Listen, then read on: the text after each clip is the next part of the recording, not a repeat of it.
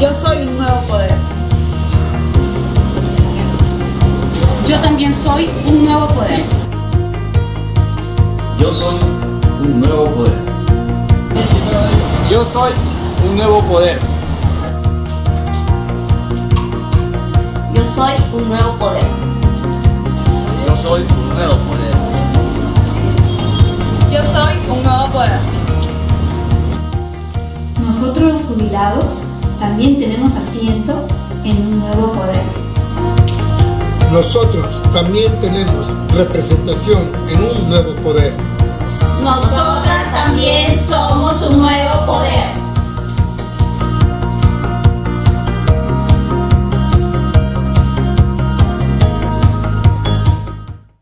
Ya sí, un poquito el tráfico, me comprende la situación, amigo.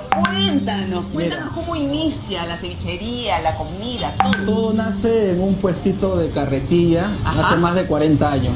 Es ahí donde empezó mi papá. Yo vine solo. Solo. Una carreta de madera. Ajá. De madera. Puras conchas era Pura usted. concha negra. Conchitas Está negras. riquísimo, mira, ya soy cliente permanente acá. ¿Ya cuántos años vienes acá a comer? Ya perdí la cuenta, creo algo de 5 años. Y siempre acá. Fiel a Fausto. Ese es el negocio de tu papá, su carretilla, todo. ¿Y tú? Bueno, ahora te voy a invitar a mi local, que he desarrollado las técnicas que ahora vas a ver en un nuevo local. Oye, y son 3 hijos ustedes, ¿no? Tienes 3 hijos. Dos damas y un varón que está... Y a todos les inculcaste la comida. Así es, completamente. Escúchame, la comida y el look también. El look, mira. Se mira, con la cosa la moda, pues, Es la moda. un look crema, pues. Ah, está. Amigas y amigos de Círculo Virtuoso, muy buenas tardes, bienvenidos a nuestro programa del día de hoy, 3 de noviembre. Estamos ya, noviembre, penúltimo mes del año 2019.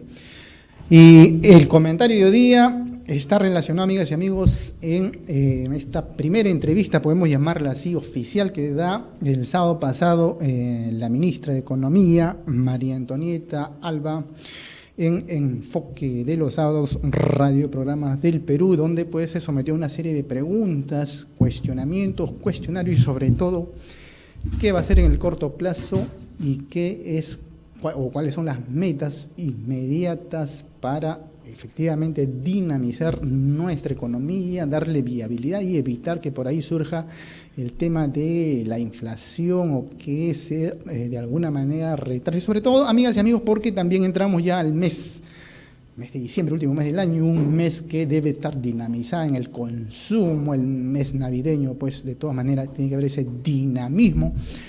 Pero, por cierto, hay preocupaciones, dice que los ministros de Economía, bueno, nuestra ministra es una ministra bastante joven, una dama que, por cierto, con esa formación académica y sobre todo con esa aquilatada experiencia ya en el mes de años y también dentro de lo que se compete a los peldaños académicos logrados, sobre todo en universidades internacionales, y trayendo toda esa aquilatada experiencia también en nuestro país, parece que coincide con un tema de la disciplina fiscal, como que de alguna manera ha dejado entrever que no necesariamente está coincidiendo con el premier Vicente Ceballos, quien ha manifestado que en el mes de enero de 2020 probablemente ya se esté aprobando el incremento de la remuneración del sueldo mínimo vital, que dicho sea de paso todos aplaudiríamos como trabajadores, como empleados, pero la otra parte de los empleadores seguramente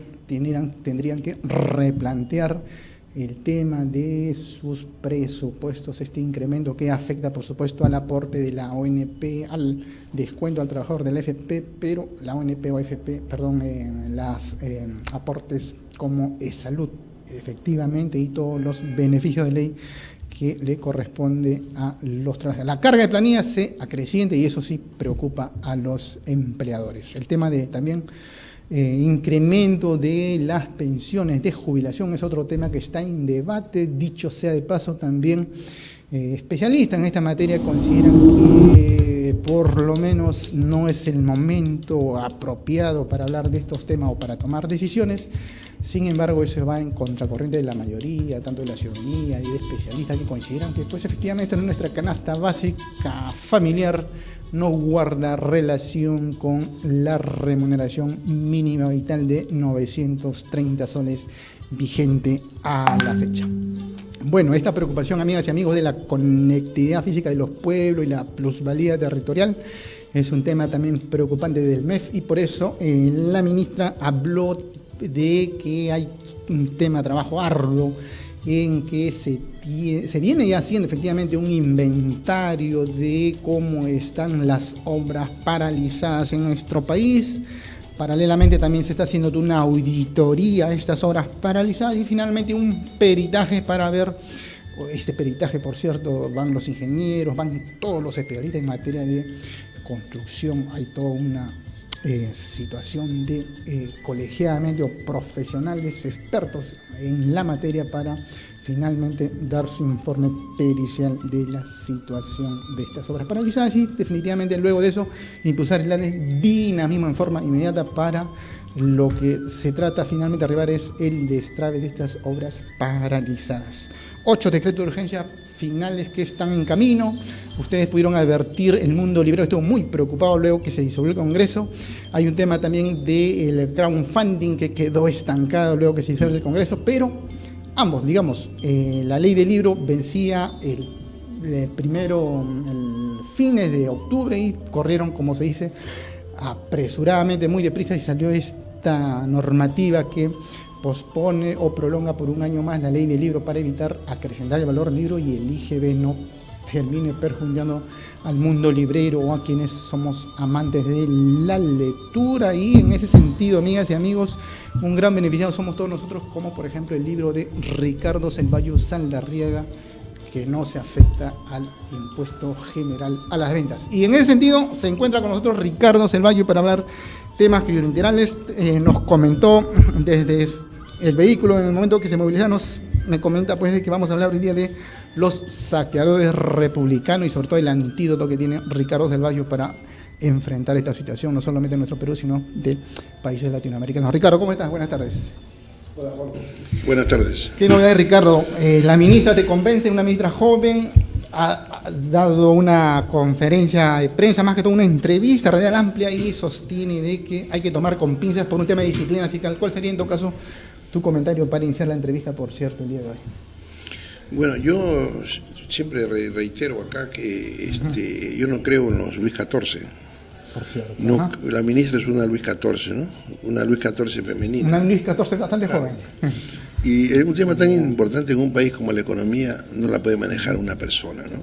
Sí, pues, claro. Sino una estructura y una visión estratégica de largo plazo. Ahora ha cambiado, el mismo gobierno está cambiando de ministro de Economía y está cambiando de políticas. Eso es una estupidez total, ¿no? Como el mismo gobierno cambia porque somos países cortoplacistas. Cada ministro cambia y pone de la música que él quiere. Y después esto sale mal y se va, pues llena de plata, se va, y entonces las millones de personas siguen mal, ¿no? Entonces, definitivamente, lo que hablábamos de aumentar el salario mínimo vital, yo creo que es una buena medida desde todo punto de vista. En primer lugar, es un país que está al borde de cualquier problema social. Miren lo que es Chile, miren Bolivia, miren Colombia, miren Argentina, miren México, miren Brasil. Situaciones parecidas, ¿no? Entonces, a mí me parece que aumentar el sueldo a las personas que ganan menos es una acertada medida, insuficiente incluso. Ya. Porque hay dinero suficiente y la ministra debe estar tranquila entonces porque se le notó preocupada por el tema de la disciplina fiscal. No, a ver, una cosa es la disciplina fiscal para los dineros del Estado. Así es. Y otra cosa es el aumento mínimo vital para los trabajadores que ganan menos en el sector privado y bueno, seguramente en el sector público también, no lo sé. Si este aumento de sueldo también incluye a los trabajadores del Estado, que me parece muy bien que haya un aumento de sueldo a la gente.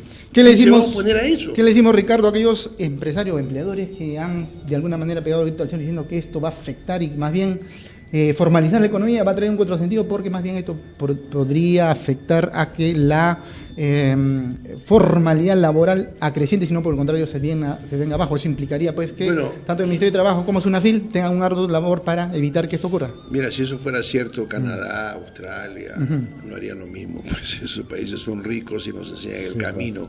Lo que digan estos empresarios que ganan plata exprimiendo a los trabajadores y explotándolos como si fueran caciques de esclavos, eso no es ser empresario, pues, ¿no?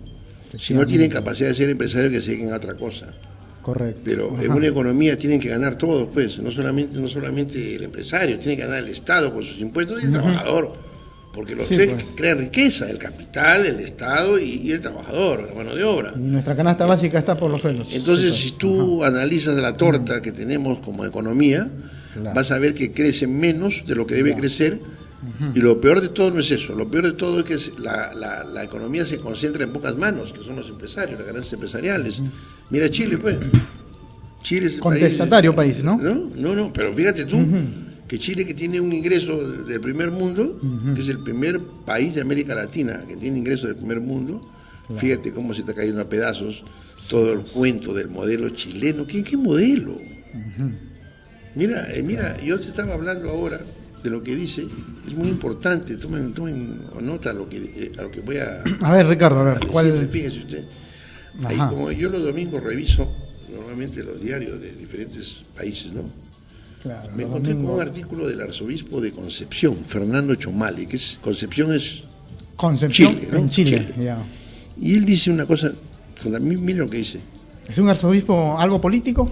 No, es igual que el arzobispo nuevo, el de Huancayo, nuestro Barreto. Claro, ha opinado de una realidad. Igual era el Papa, cuando era cardenal en Argentina le sacaba la cabeza a los Kirchner. Sí, pues. Bueno, esa calidad de obispo que necesitamos. Sí, pues, está bien. Es lo que dices. Será en la familia, en los centros educativos y en el trabajo donde se cuajará el futuro de un país. Mira, Eso es lo que dice. Lo que es lo mismo que digo yo, otras palabras. Claro. Después dice, la ostentación en medio de tanta inequidad que vemos es ofensiva e hiriente. Parte el alma de sociedad y enquista en millones odio, rabia e impotencia. Rabia e impotencia. Entonces, aumentar el sueldo es una cosa que va en buena dirección. Porque va a crear demanda también. Porque el salario es una fuente de activar la demanda, ¿no? Porque la gente gana más y gasta más. Es una cosa obvia, ¿no? Es obvio, claro. Entonces, y además, la gente va a tener algo más de dinero para poder alimentarse mejor, vivir mejor. No es mucho, ¿no? Pero algo le cae bien. Entonces, efectivamente, claro. Mientras existe inequidad, mientras los actores que participan en la creación de riqueza no sea redistribuida de manera proporcional, de manera justa, vamos a tener siempre problemas. Entonces, esto me parece que va en buena dirección. Yo opino que es muy buena medida mejorar el ingreso a los trabajadores que ganan menos.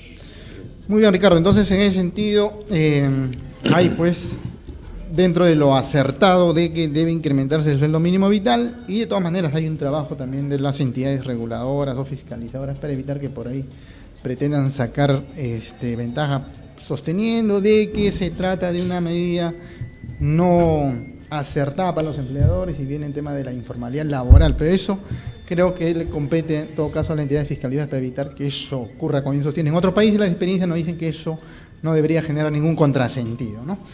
Pero bueno, vayamos al tema de lo que tú nos comentabas, el antídoto frente a esta situación que vive no solamente el Perú, sino Ecuador, Chile. ¿Cómo abordarías este tema, Ricardo? Mira lo que dice este cardenal chileno, Fernando Chomali, dice, no nos engañemos, no serán estas autoridades que van a terminar con los saqueos. Hay que dar el lugar que merecen a los padres y maestros. Esto es fundamental. Padres y maestros, pero esa es una... Es lo mismo que dice el mexicano Fernando Marín. Dime qué maestros tienes y te diré qué país eres, ¿no? Es lo mismo que dice, lo mismo que digo yo.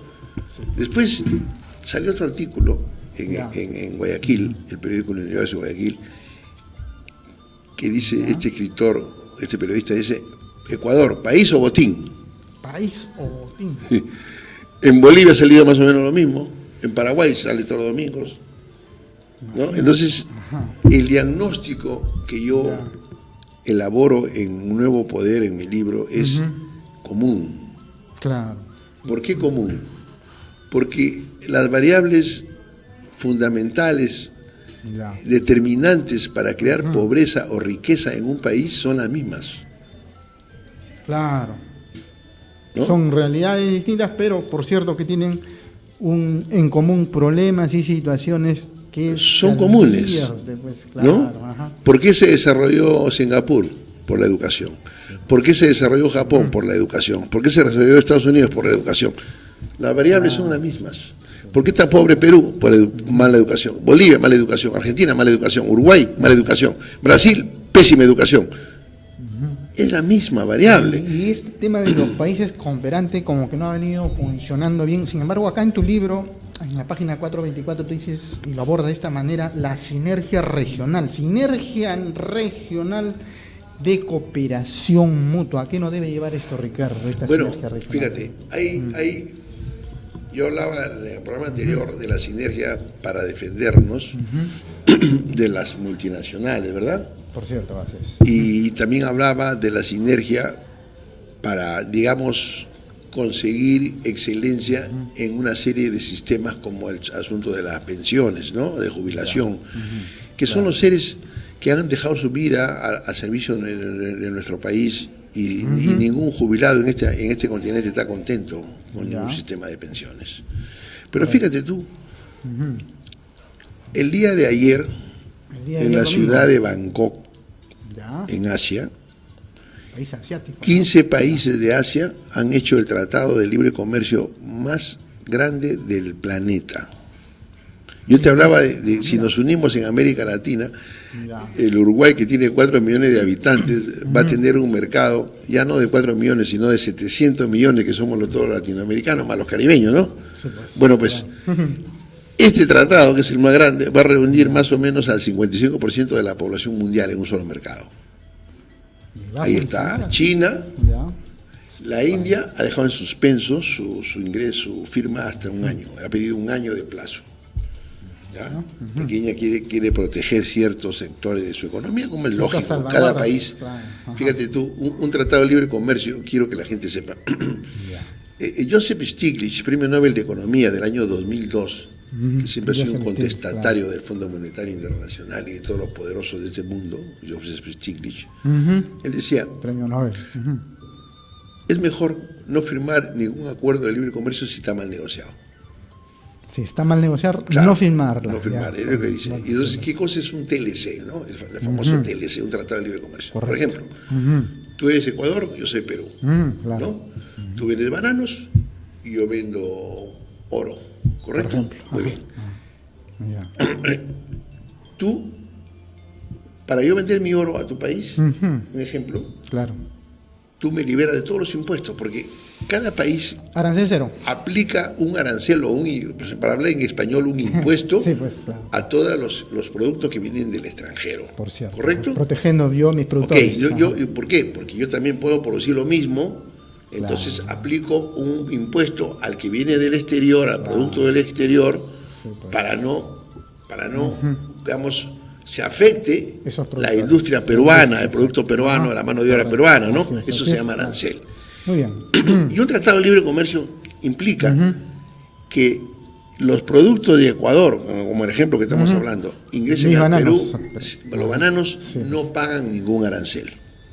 Esa es la tendencia siempre de los TLC, bajar, ¿no? Los TLC, claro. Eliminar las barreras. Eliminar la barrera, los aranceles.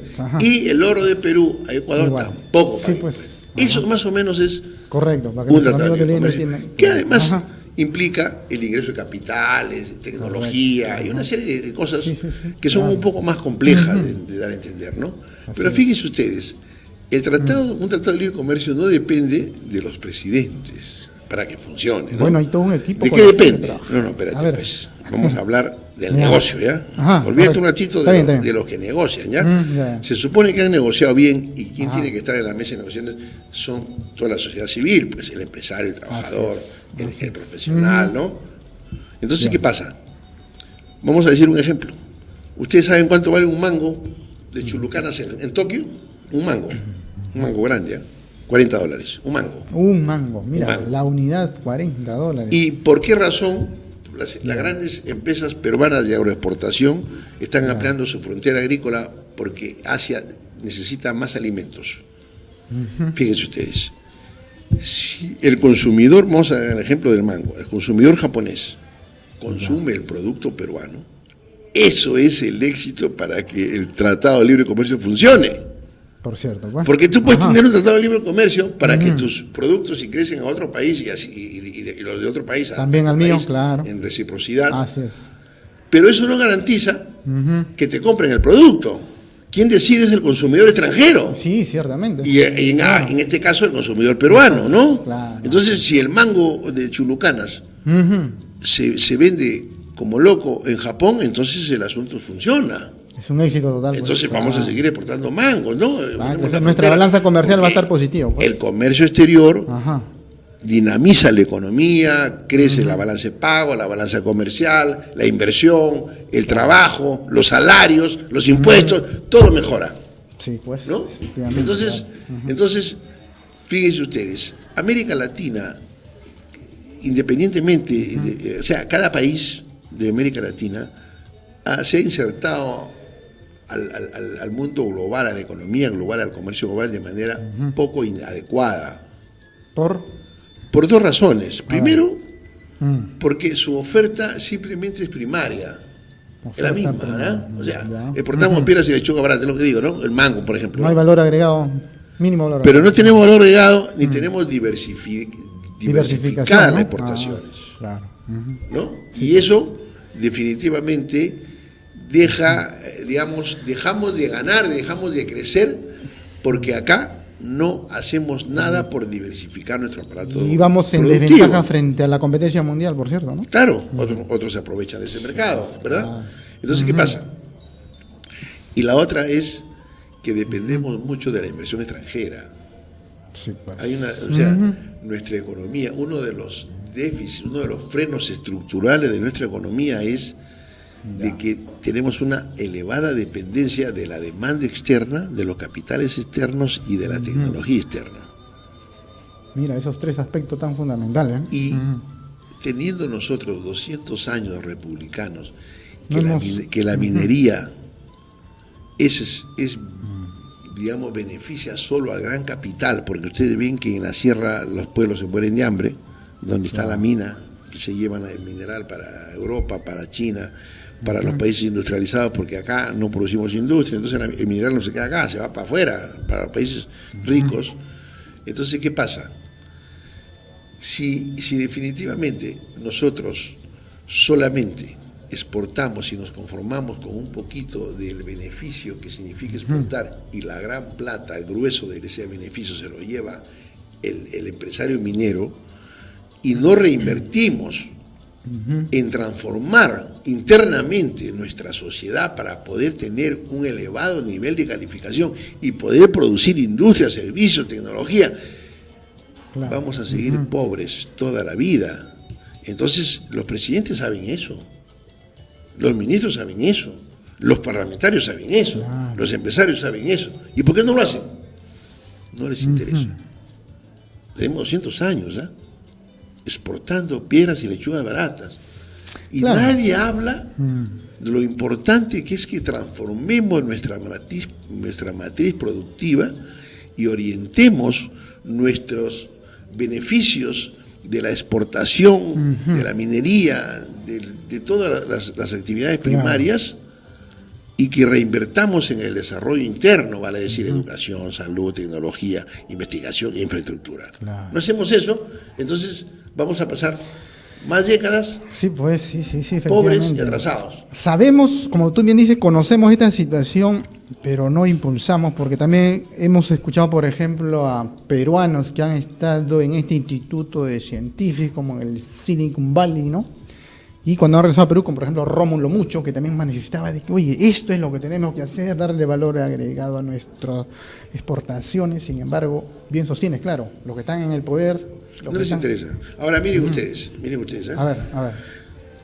Es muy importante conocer la realidad. No nos dejemos engañar por estos tipos que solamente se aprovechan del poder, no les importa el futuro del país. Fíjense ustedes. Si seguimos nosotros dedicados a la actividad primaria fácil, sencilla, no hemos acostumbrado rutinaria, ¿no? Que no hay esfuerzo mental, sino metes una máquina y sacas el mineral, lo exportas, lo transformas un poquito, lo exportas. Esa actividad nos hace dependientes de los precios internacionales de las materias primas. Sí, pues.